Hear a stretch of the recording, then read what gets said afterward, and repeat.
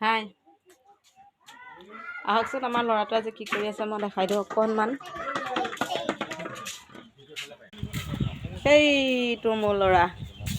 এইটো মোৰ ল'ৰা বল খেলি আছে আৰু এইজন মোৰ মানুহজন।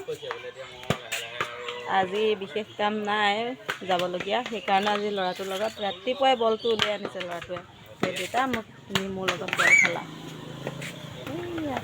বল খেলি আছে। এইখন হৈ গ'ল আমাৰ ঘৰৰ চোতাল। এইটো দেখিছে মোৰ টিকলা, এইটো আৰু এজন মানুহজন আহিছে, আমাৰ দাদা এজন, তেখেতে কিবা কথা পাতি আছে। চুমু হাই বুলি কোৱা, চুমু এইফালে হাই বুলি কোৱা।